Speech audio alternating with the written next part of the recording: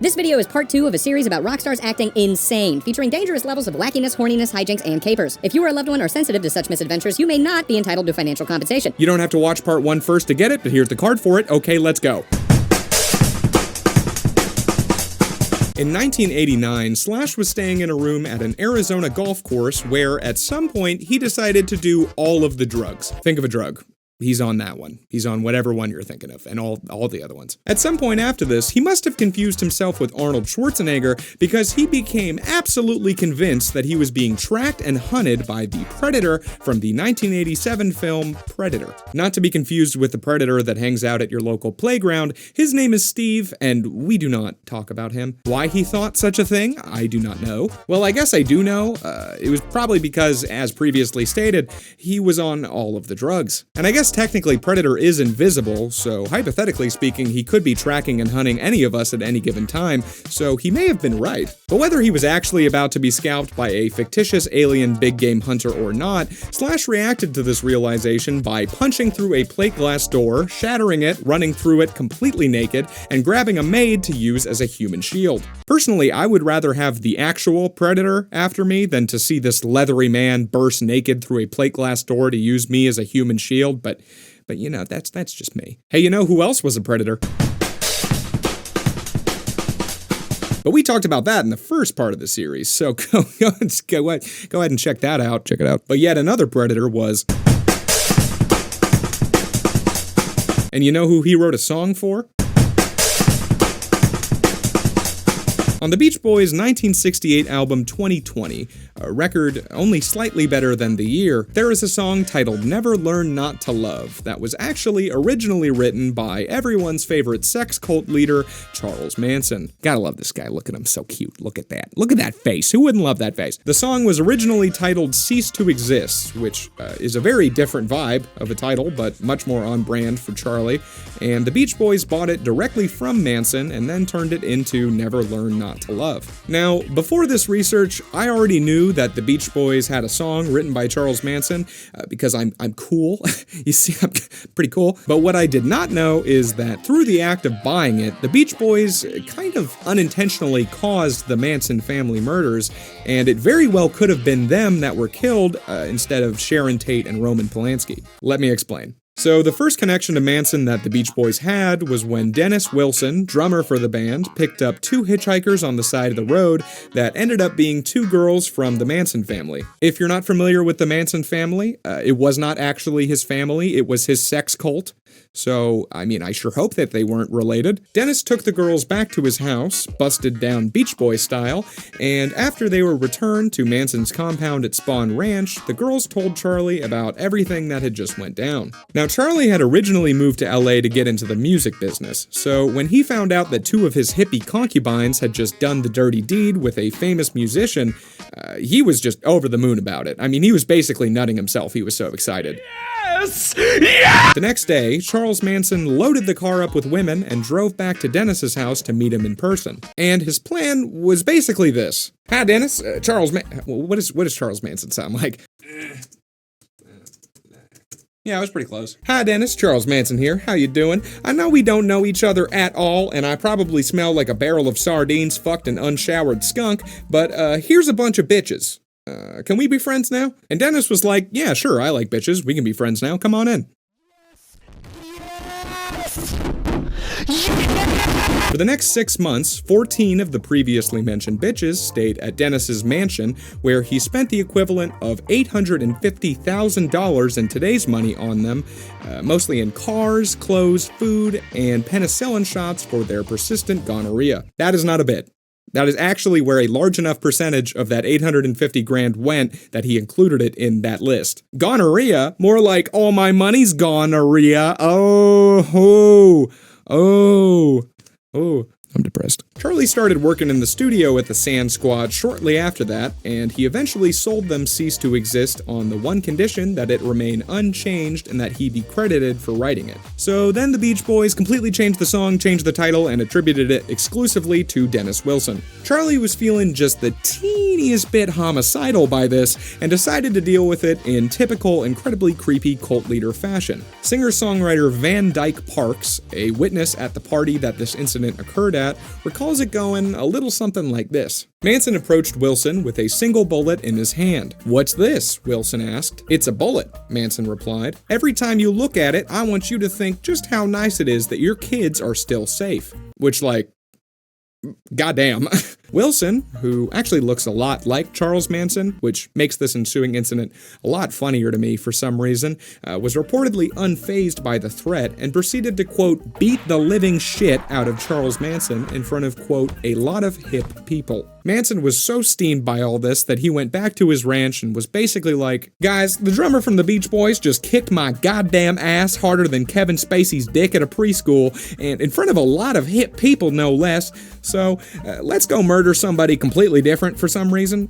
Yeah, that seems like a good way to deal with these emotions. But before we get to that part, let me give you some context. So aside from the Beach Boys, another big player in the music scene by the name of Terry Melcher was working with Charles at the time, and was even talking about him signing a record deal and doing a documentary about his life. But after he heard about what went down between Manson and Dennis, combined with the two getting into a drunken fight with each other, the deal and documentary were dropped, and Manson's hopes of achieving a music career, much like the title of a 2006 movie about rodents and poop, were flushed away. Manson later went to Terry's house, only to find that he had moved. There's actually a deleted scene from Once Upon a Time in Hollywood where Charles Manson shows up at some dude named Paul's house and asks him where Terry is before Paul tells him that he moved. It's pretty neat if you like the film. Check it out. Terry was no longer in the home, but he was renting it out to a little couple by the name of Sharon Tate and Roman Polanski. So Manson thought, well, it's not the guy who humiliated me in front of a bunch of hipsters, and it's not the guy who cock-blocked my record deal on account of me getting humiliated in front of said hipsters, but, like, fuck it, let's kill him anyway. This is getting way too complicated. And that's how the Beach Boys unintentionally caused the 1969 Manson family murders. And while Dennis Wilson didn't end up dying at the hands of Charles Manson, he did go out in a way that might be somehow even stranger. You see, Dennis's life kind of slowly fell into a downward spiral as time went on, and by 1983, he was just straight up homeless and wandering the streets of LA. His basic routine was to go on a ridiculous alcohol-fueled bender, check himself into the hospital detox afterwards, only to go out and do it again and again in a vicious cycle of BoJack Horseman-esque behavior. 3 years prior to his death, Dennis was in the middle of a pretty nasty divorce and ended up throwing his ex-wife's wedding ring along with some other belongings off of his yacht and into the waters of Marina del Rey, who I honestly thought was a pop singer and not, a body of water. Dennis died in those very same waters 3 weeks after his 39th birthday, which is a tragic story indeed, but still, better than turning 40. After drinking all day long, Dennis went diving in the marina to try and retrieve his ex-wife's ring, only to black out and drown in the shallow waters. And while kicking the bucket drunk in a diver's suit while searching for your ex-wife's wedding ring is certainly out of the ordinary, his funeral was, again, somehow even stranger. It ended up being orchestrated by President at the time Ronald Reagan, and was the only funeral that the man had ever sponsored. Dennis was sailed by boat back into the ocean and was dropped into the murky depths mafia style, all at the request of his widowed wife Shawn Love. And typically, if someone dies in the ocean and they actually end up finding the body, the family's normal response is not to go ahead and throw it back in the ocean, but, go off, queen. Kill it. But what's the first part of Dennis's band's name? Well, beach, of course. And what can you find at the beach? Well, the sun, obviously. And if you had a magnifying glass in the sun, you could probably light some stuff on fire. And who likes to light living things on fire? But also, the 8-fingered guitarist from Black Sabbath was a bit of a goofy little prankster man. Dirty little pranky boy, a little practical joke fellow, if you will. And he especially liked to pick on their drummer Bill Ward, because apparently he was just kind of down for whatever. Which, if the guy knows about it and he's okay with what you're doing to him, is that even a prank? That's just kind of doing a thing. An admittedly stupid, reckless, and dangerous thing, but, I don't think that by itself necessarily qualifies it as a prank. Well, unless, of course, it goes sexual. One of these pranks began while the band was staying at the mansion of paint magnate and convicted murderer John DuPont. The gang noticed that DuPont, the owner of corporate giant DuPont paint products, was apparently getting high on his own supply. They found a garage filled to the brim with paint cans, and in a drunken stupor, Iommi turned to Bill and asked if he could turn him into an Oscar statue. Bill agreed, as always, and the crew then began to cover him head to toe with gold paint. This lighthearted prank began to backfire when Bill's giggling slowly turned into a convulsive seizure. Yeah, get him, Guys, that tickles. Stop it. Paint that sucker, yeah. Hey, you guys smell toast? Oh fuck. The ambulance arrived shortly after to find a golden man flopping around in the driveway like a fish out of water, if that fish also happened to be painted gold and having a seizure. The EMTs scolded the members of Black Sabbath for basically doing the 1970s equivalent of the Tide Pod Challenge, gave Bill an adrenaline shot, and showered him with paint thinner to wash away their shame. Now, you would think if a man's prank almost led you to die seizing in a driveway, you might not say yes when that same man asks if he could, I don't know, let's say light you on fire. Unless, of course, you suffered such significant brain damage from paint inhalation that now somehow sounds like a good idea to you, which apparently was the case for Bill Ward. To be fair, this was apparently a thing that Black Sabbath did quite often as a party trick, especially to Bill Ward, but this time when Tony poured the rubbing alcohol on Bill and set him ablaze to impress a producer, it did not go as smoothly as usual. While the alcohol usually burned off quickly, this time it had already soaked into Bill's clothes before he was lit,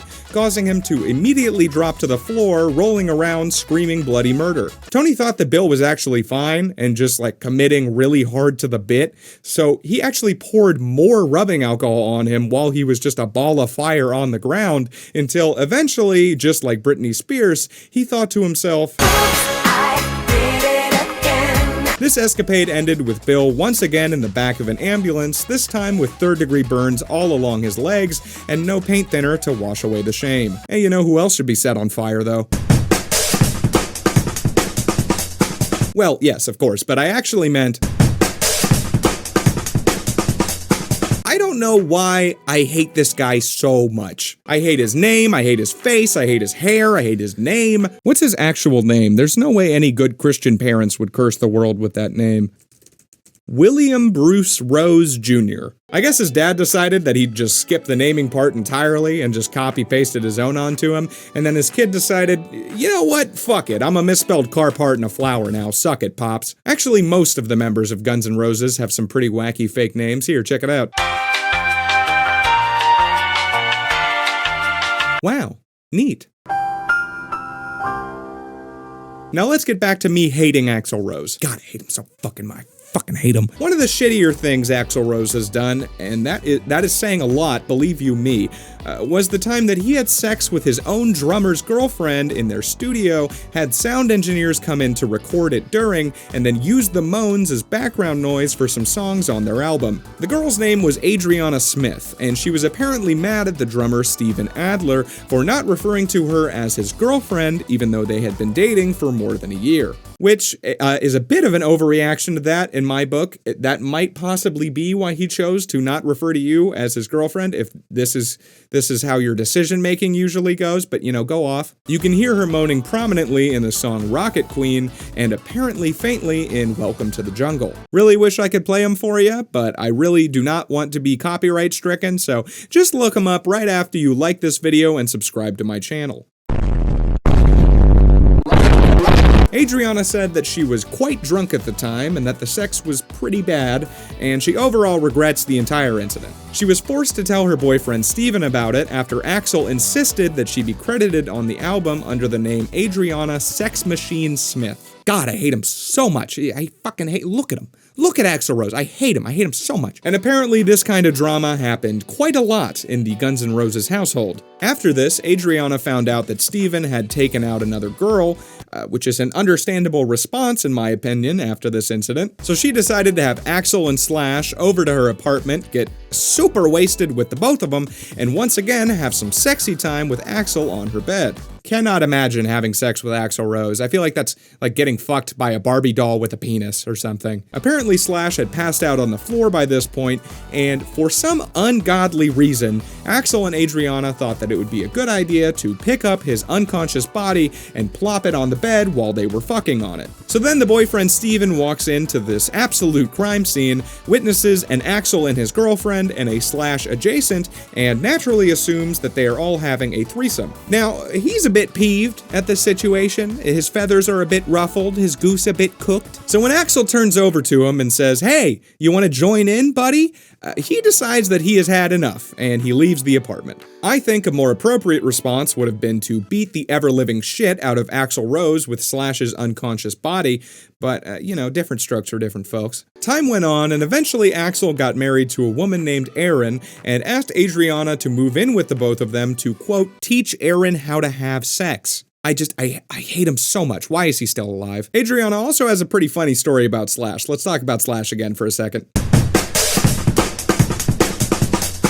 So back in the Dizzy, Adriana used to be a stripper. Who could have seen that coming? Wow, what an unexpected turn of events. So one night at a club, she got in a bit of a treacherous topless tussle that is truthfully told by Adriana here. I remember this party in LA. Slash kept daring me to punch a girl that he, Steven, and Axl had slept with. So I went up and punched her square in the face. This giant fight broke out. It was crazy. The cops came, Slash got arrested, and his top hat got lost. A true tragedy right there. I mean, Slash's scalp saw the light of day for the first time in eons. This injustice, however, was thankfully swiftly solved by some generous strippers. Adriana adds, after that, all the stripper girls actually paid his bail and got him out of jail, and then they bought him another hat. Oh, jeez. Oh, that is a relief. At least this tale has a happy ending. And on the topic of things being good and happy, let's flip that and get back to talking about the world's biggest douche. I mean Axl Rose. Let's get back to talking about Axl Rose.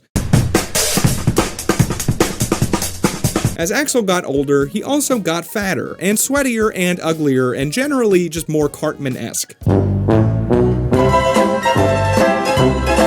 And this just makes me so happy. I hate him so much. Did I mention that? Did I mention that I hate him? He also once killed a moth with a shotgun. So, there's that. Axl Rose may have been a horrible, total imploded anus of a man with terrible impulse control, but you know who else had terrible impulse control? But in particular, I'm gonna cut to the chase here on this one. One time, Kiss founding member, lead guitarist, and aspiring clown Ace Frehley was in the back of a limo with the rest of the band and was just absolutely fucking fiending for some booze. He's shaken, he's quaking, he's about to shit himself, and there is not a drop of alcohol in sight. For some reason, one of his bandmates had an entire bottle of perfume concealed somewhere on his person. Where? Who's to say? In his ass? I'd certainly like to think so. The bandmate promptly whipped out the bottle, explained that perfume has a high alcohol content, and before he could even finish his sentence, Ace had downed the entire thing like he was my girlfriend with a Baja Blast. Relatable humor there, right? She likes Baja Blast, that's the bit. Ace, like many others covered in this series, clearly had an immense drinking problem. His in particular led him to consume scented feminine products with pretty much no side effects. I mean, he was just fine afterward. Maybe he had some spicy burps for a while, but he's pretty much unfazed. Which is kind of a superpower, if you think about it. I don't think most people would be able to do that. I don't know though, Let's get that on TikTok. I'm trying to see the perfume challenge on my page. Necessary information does not condone drinking perfume. Please don't drink perfume. Don't do that. You're stupid. Ace once put out a thought-provoking statement about rock stars and addiction that I will recount here. Musicians resort to drugs and alcohol. That was my downfall. All I know is most of the time, I really had no idea where I was. We went from city to city so fast, pretty much you spend most of the time in a hotel or the venue. They all pretty much look the same, so it became a blur. That's why a lot of rock stars go crazy. The whole thing is just so surreal. Wow, that's deep. It almost seems like rock stars were legitimately insane. Roll credits. Anyway, after Ace downed that entire bottle of perfume, I'm sure that must have made him have to pee pretty bad, right? And you know who else really had to pee? Remember that Hold Your Wee for a Wee challenge back in 2007? I don't because I was 5, but basically it was this contest held on a radio show where whoever could drink the most amount of water in a set period of time without peeing would win a Nintendo Wii, which at the time was basically a good bowl of dim sum because you couldn't find one anywhere in North America. It was like exclusively in Japan at the moment. Anyway, the point is, one woman drank so much water for this Wii that she literally straight up died. And for context, Izzy Stradlin had to pee even more than that bitch. What a silly name Izzy Stradlin is. I mean, is he straddling his own dick because he has to pee so bad? Probably. I'd go so far as to even say yes. I mean, that's a porn name. That's not a people name. Look at this porn graph. I mean, really, why does he have such a stupid name? I mean, anyway. So, Izzy Stradlin was the guitarist for Guns N' Roses. Oh. Yeah, that's why. Gotta hate Axl Rose so much. It's August 27th, 1989. Pissy Stradlin is high. But like in the sky, though. Like he's on an airplane. Well, he's also probably high in the metaphorical sense, but the point is, he's flying from Indiana back to LA. And Izzy is stuck in the worst possible place to be on any aircraft, the line for the bathroom. I guess maybe being on the wing or like inside of the turbine or something might be worse, but only slightly. And as I have made very clear previously, this dude has got to go. He's wiggling, he's jiggling, he's doing his little pee-pee dance so goddamn hard, and he's doing anything he can to take his mind off of it. I mean, he's verbally assaulting flight attendants, he's smoking cigarettes in the non-smoking section of the aircraft, because this was back in a time period where you had non-smoking sections. And I never got what the big deal was with that anyway. I mean, if the smoke is bothering you, just open the window, you fucking pussy. And fun fact, they actually banned smoking on airplanes 5 months after Izzy Stradlin did this. Coincidence? Yeah, probably, most likely. So Izzy's doing the best he can to keep his bladder from exploding while verbally assaulting flight attendants with an illegally lit cigarette in his mouth until finally he yells, "I'm not waiting any longer," whips out his dick and just straight up starts pissing in the aisle of the plane. Peeing. In public. Like a homeless.